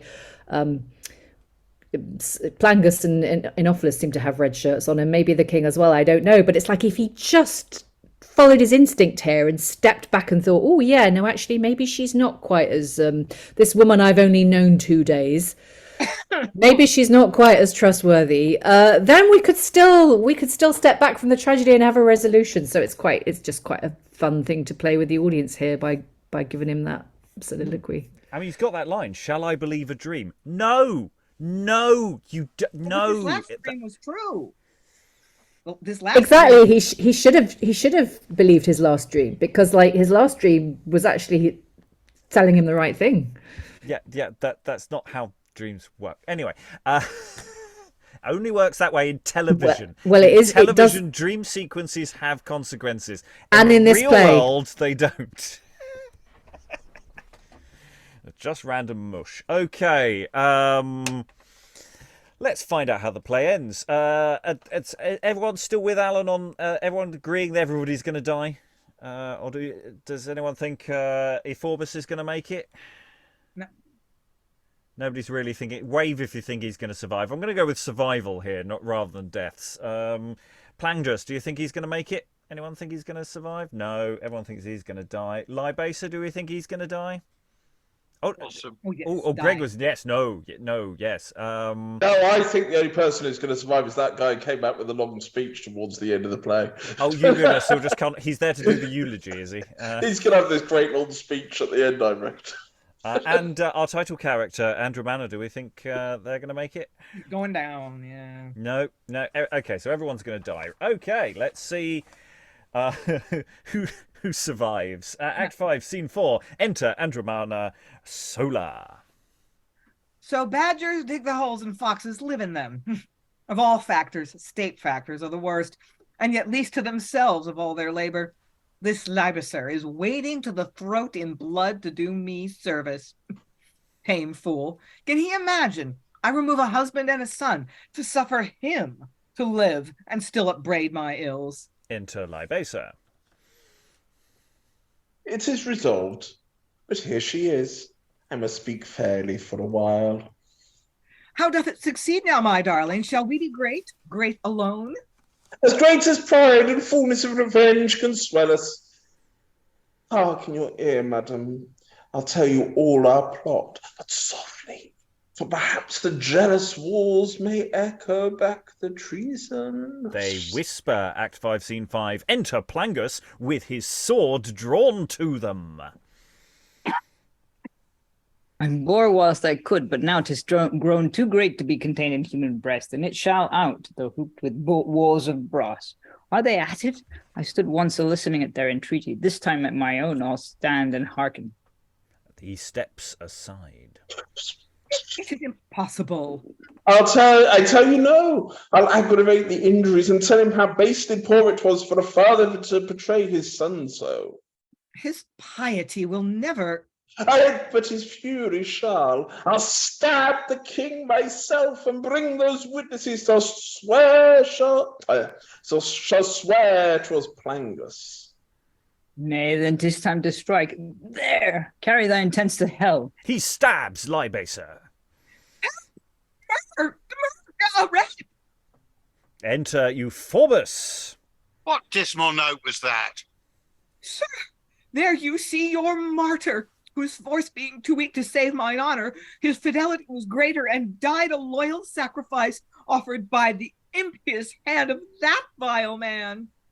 Oh, heaven! Does not the earth yet gape and swallow thee? Thy life shall be my crime no longer. I gave it thee, and thus resume it with 1,000 curses. He stabs Plangus.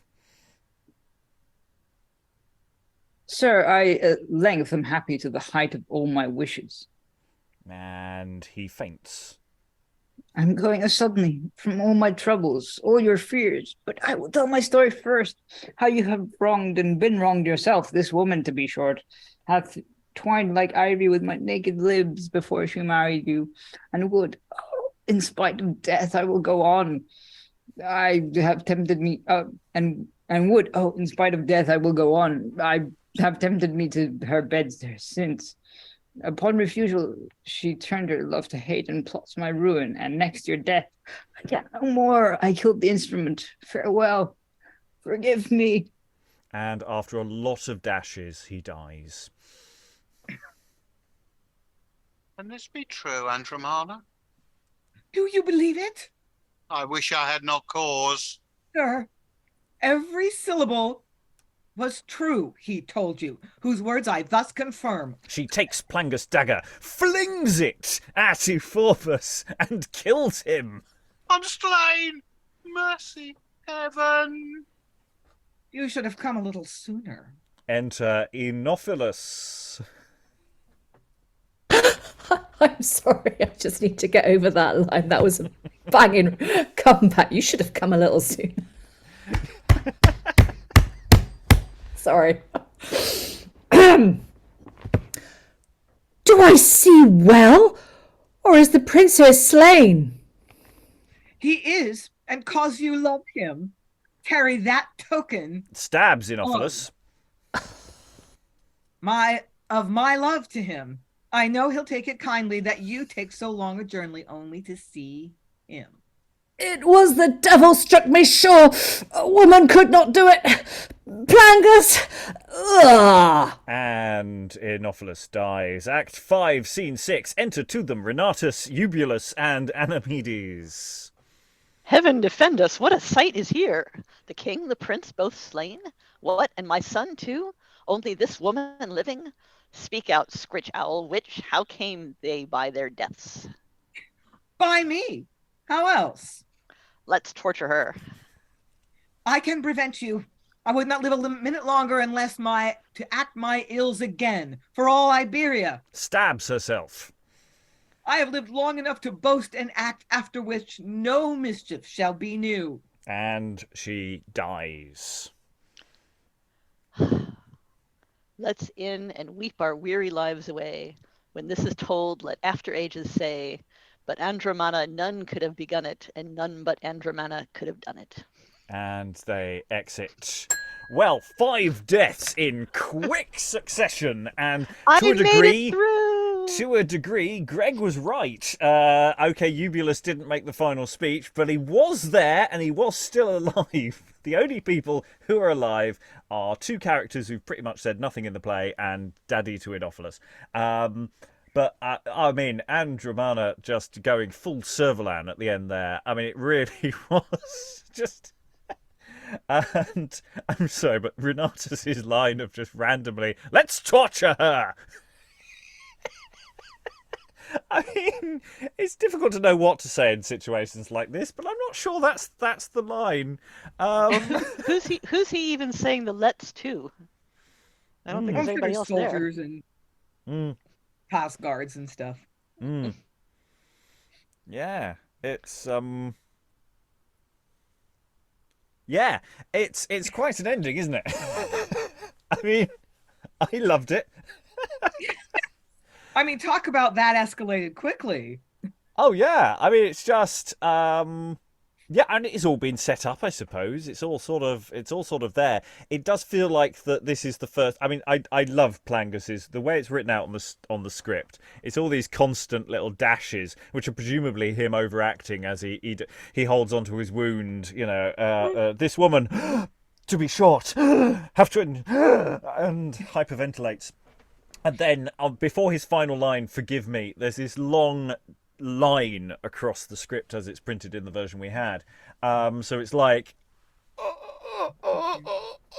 big dramatic pause, forgive me, dead. We said last time this is very much an actor's script. And isn't it just? I mean, Sarah. Okay, I have a controversial thought here. That cracking speech of Libacer's, I would be tempted to take the first 1, 2, 3, 4, 5, 6, 7 lines of that, down to the point where he says, I should be told in story as the first that stood secure upon the dreadful ruins he had thrown down beneath him. And then add to that his final half thought, though all the world be to a dreadful ruin madly hurled. And actually just keep the rest of the speech with him, but just give that beginning and that very end, chunk them together, give them to Andromana, and actually not have her be stabbed at the end, or not have her stab herself at the end, but actually kind of finish the play with, you know, Inophilus pegging out and her just standing there with a knife, like gleeful, giving that speech. Because I don't actually know that ending I don't know that ending is quite worthy of what's come before it, honestly. It's a bit of a first draft, isn't it? It's like, this is the idea of the scene. I'll fill it in later. So Rinatus is going to say something about torturing her. So it's sort of just infill dialogue without actually being full speeches. It's just, this is the idea of the speech. This is the idea of that. Stabs herself. That you don't have Rinatus even coming in, or she does. They do come in, but they're just standing there, and she's just there with the sword covered in blood. Or maybe they come in and say, you know, and she says, "How came by the death?" And she says, "By me, how else?" And she stabs him too, and then turns to the audience and delivers her final coup de grace about, you know, kind of bringing on the ruin of everybody. Because the thing is, she's been quite gleeful about this all the way through. I quite like the idea that I'd like the idea that literally everybody dies. It's quite difficult to stage manage. It's hard to manage though with it's hard to manage though with that dialogue, because it's just, yeah. Oh yeah, you need to tweak and move a few things around. Yeah. Yeah, that's fine. But I do quite like the idea that move some bits about and give us more and that also trims down some of those longer speeches in the run up to it as well. I mean, I almost want to give Ephorbas' random soliloquy to him as his closing speech. Actually, it's all very weird. I wasn't like this when I was, and just put it in and make it sort of just actually quite surreal. I think there's something that could really be done there to think. But yeah, it does feel that we've got to Act 5 and this isn't necessarily the final draft, or they really cut it down on tour and just went, yeah, just get to the deaths. It's fine. No one wants to listen to the dialogue. That's fine. But yeah, I mean, what's the moral of this story? I mean, at least with tragedies, often you'll have, there's a revenge component, or there's a thing, but there's no reason for any of this to happen. Really? There's just no reason. None of it needs to happen at all, Sarah. Well, the reason is this is what happens when you get a narcissist who insinuates themselves into a position of power. but like, I kind of love the fact that it doesn't have a moral, that it's, banging the whole audience round their heads with. I mean, she has just been horrendous from start. Well, not from start, because at the beginning you don't really know. Gosh, that seems like a long time ago when I was saying, oh, maybe she's maybe she's a Jane Shawver.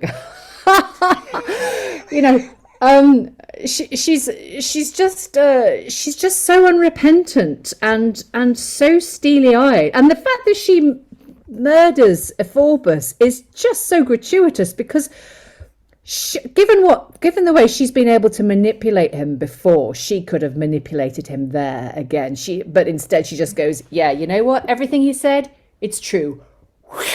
Yeah, and hits him with a dagger, and it's like she does not care. She flings the dagger at him as well, which also is one of those things of just going, it feels like a film script in its brevity at the end here, doesn't it? It just feels like this would make a great film. And that's why I think it feels quite modern, in the sense that there isn't a moral point being banged on head. Because any time anyone goes off on any morality kick, you go, nobody ever buys it. Inophilus turns up and says, no, that's bollocks, mate. Carolyn, then Eric. Yeah, well, I mean, given the time that this play was written, maybe the moral is don't let commoners and royalty mix. Yes. so there may be a bit of a moral in there, that she's a merchant's wife and she's gone and wreaked havoc among the royal family and got them all murdered. Oh, yes, that's a nice dive, isn't it? Yeah, and considering, yes, that this comes at the very end of our theatrical period and could be a work of the interregnum. It doesn't get printed, I think, till 1660, but nobody thinks it's anything earlier than 1642, as far as I know. There isn't a lot of data on this play, it has to be said. I haven't found much on it yet. Anyway, Eric, then Lynn. Yeah, I just like this. I feel like they just had a stunt, for like the knife throwing, and then they just probably went, yeah, let's add this in. It's a very good idea to add it in, and then they just throw it. I don't know. I think this is. I mean, I put it in the chat as well. It's basically tragedy by Tarantino. Everyone has to die. But I guess revenge tragedies were a thing, but possibly out of fashion by this point. I don't know. I don't know if they were out of fashion or not. So yeah, they'd certainly been done a lot. I mean, and there were various fashions that came in between. So in our reading order that we've been reading in, we've sort of just got to the lower slopes of the really big revenge tragedies, and we haven't got to the sort of tragi-comedies in any great number yet. So there's an awful lot of water under the bridge before you get to this. But as we were saying earlier, there is no actual revenging to do. I mean, this is what's really interesting about this play, is that the excuses are just, there isn't a reason for any of this to happen beyond, as Sarah was saying, that she's just a sociopath.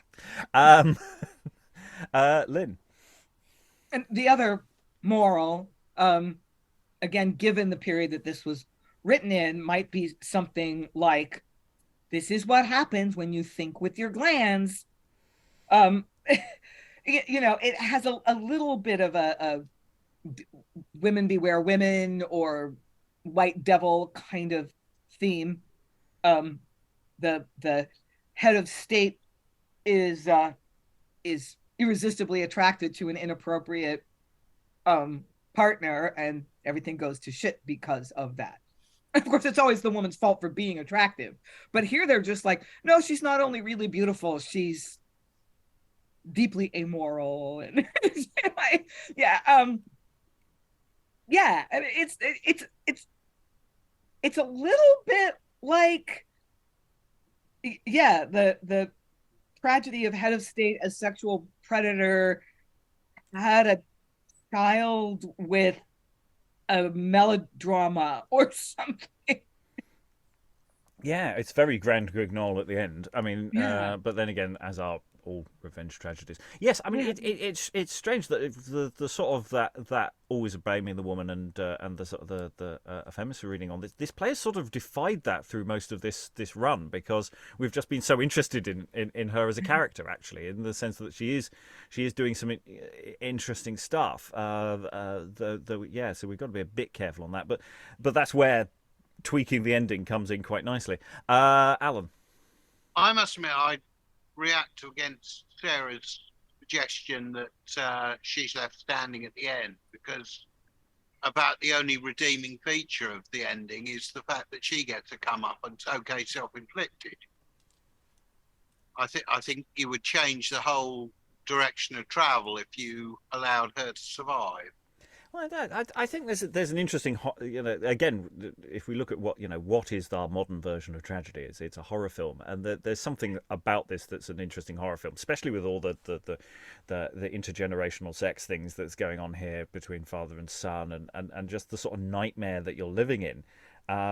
Maybe there is something that actually her surviving is really interesting. The fact, just the idea that everybody dies, that this whole thing just comes crashing down. For very little cause, just willfulness that you want to do this, which is where the claustrophobia comes in quite nicely as well, and things.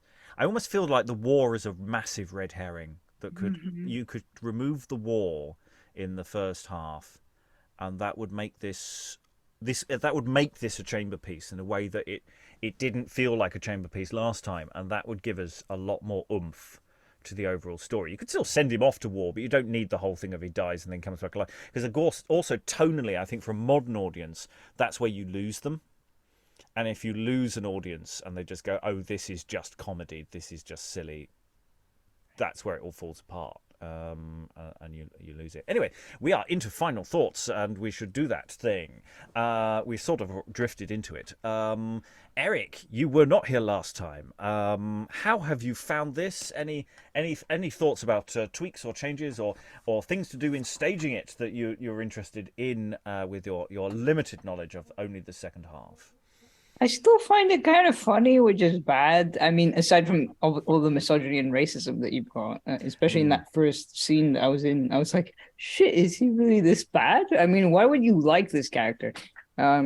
He's just, Plangus is just so whiny. It feels like you have to do him over the top. Otherwise, you don't enjoy his death at all. I think we should lean into that, because I don't think we're supposed to like him at all. Yeah, and I feel like also you kind of have to, like, at the end, his death, because it feels like he's in a different play to everybody else. Like, everyone else is trying to deal with this rebellion or the idea of rebellion seriously. And then he and Andromana are trying to, like, battle it out, and then he steps into, like, what is happening in his father's world. It kind of falls apart. Like he gets killed by accident, basically. That's kind of how I feel. He keeps going, I will die, I will kill myself, and overact everything, and then he feels like the sort of comedy guy in the wrong place. Yeah, I mean, I do love in his death speech, in spite of death I will go on and on and on and Ariston. It's just, yeah, very. Yeah, he is so extra. And a good point I actually bring up, I've got lots of notes on this as we went along, but we haven't actually said it on the video. There's an awful lot of, in the imagery used about whiteness and blackness throughout the text. Now, most of that's quite removable and adjustable. And I think we would do that in a modern production because they're making comparisons there that don't function very well and are quite racist. I mean, there are a few more statements that are quite explicitly racist as you go through it, but that's not really what the play is about, and they're very removable. So I'm not. That's just minor dramaturgical work before you actually start. Lynn, you were here last time. Any final thoughts? Yeah, I agree. There's something sort of first draft-ish about this, or perhaps a little amateurish. But yeah, what if you just kind of go with that? It's sort of. I said, Jacobean tragedy meets melodrama. Maybe it's Jacobean tragedy meets the school play, and it has that sort of chamber piece structure to it as well. Not a big cast, not a lot of special effects. You've got to have one hiding place on stage. Other than that, the staging is there's no extraordinary staging demands, just people talking.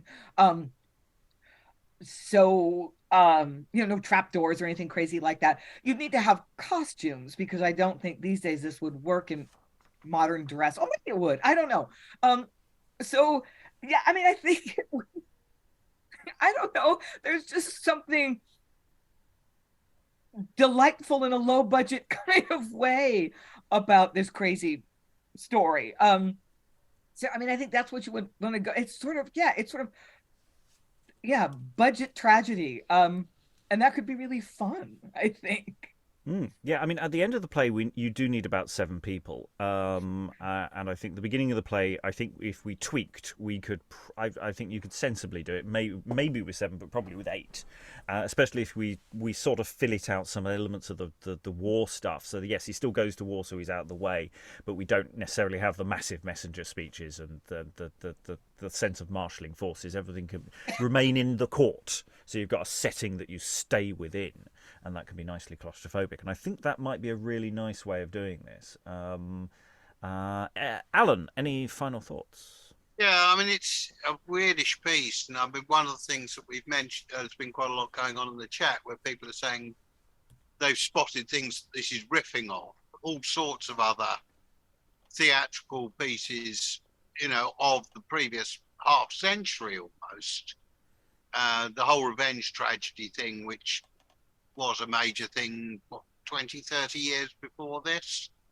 But there's also echoes of stuff from somewhat earlier than that. And, you can look at analogues of various characters. The second half seems to be somewhat slower than the first half. And while I can see the point you were making in terms of taking out a lot of the war stuff, I think that in itself was quite interesting. And I'd be sorry to see the end of some of that, because you got that nice situation, that horrendously extended messenger war report thing, which I must admit I still almost see as being performed as a sports commentator. And then immediately on walks the guy who we've just heard at the last 20 minutes being told that he's dead. Yeah, I mean, well, that's a bit that's really slows the first half down. I mean, the first half actually was really quite slow. We were talking about, nothing happens for a very long time. There's an awful lot of setup, whereas an awful lot happens in this half. Apart from a few long speeches. But no, it's that messenger bit, actually, that I think is the biggest problem, actually, that whole scene. Though, some of the earlier stuff, I quite liked the discussion with Inophilus with Plangus about, what you're doing with all these rubbish soldiers. That was quite nice, and the sense of things going wrong. But you could do it with that. I mean, that's not an absolute, and I still think you could probably do it with a relatively small cast, but I think it starts stretching up to 10. If you include that sequence in its entirety without too much tweaking. Carolyn, you've only been here for this session. Any final thoughts? Yeah, I guess I did miss the first bit, so I didn't catch the setup. I do actually see the sort of politics and class-based themes in the story. Sarah's saying that she's looking at Andromana as an individual person who's a clearly drawn character, but I'm seeing her as kind of a representative of somebody who just comes in and destroys royalty or destroys aristocracy. And I think the other part of this is, again, with the sort of politics of the time, the aristocracy is pretty weak. They couldn't manage to, they all fell for her tricks. They were not, they were easily broken up. They were easily separated from each other, and they were easily manipulated. So there's another bit of the story where the aristocracy isn't all that. Why are they ruling the country? They're kind of stupid. Sarah, any final thoughts? Any adjustments to our production? I just really like what Carolyn just said there. Actually, I'm now thinking, oh yeah, what could you do? Without getting too heavy-handed about it, how could you kind of reference, the politics of the time and the fact that she is kind of dropped in as this destroyer of a monarchy that probably needs destroying, actually, because like Carolyn said, they are very weak. I mean, you've got the father who's,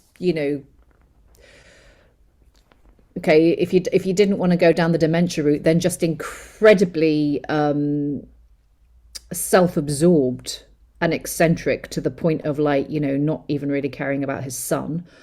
And then you've got a son who's a pain in the arse, frankly, and neither of them are particularly good. Well, one isn't a good ruler and the other wouldn't make a very good ruler. And it's like, yeah, let's just slash and burn, baby. I really like this. It's not a perfect play. There are things you'd want to do with it, I think. Yeah, there's things I would want to do with it if I was directing it, but that's half the fun, and I just think you could, it has got quite a small cast. It doesn't actually, it's not that long, and if you trimmed some of the long speeches to a degree, you could get it down into something very palatable for a modern audience, and if you just tweaked the very final end, I mean, it's literally the last 5 lines or something. If you just tweaked the very, very end of the play, I think you could make it into something really quite exhilarating for an audience.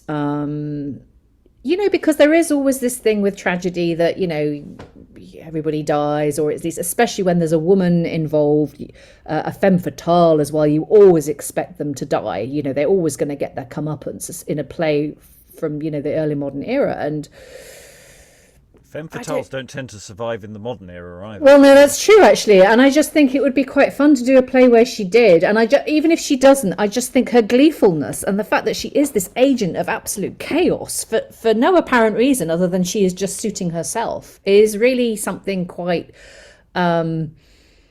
it's not something you see very often, even now. And I just think you could have immense fun with that and make it fun it would be fun for the actors. We've kept saying that this is very much an actor's play, but I think you could make it really fun for the audience too. Yeah, in Ephorbas' costume in the final act, it needs to have a little fold down knife so that she can do the flying. It's got to be flung. It can't, that's got to be a thing. She whips it out of her boot or out of her garter or something, and she flings just it, then hides it under the sleeve of it, and it's all down to him. And it's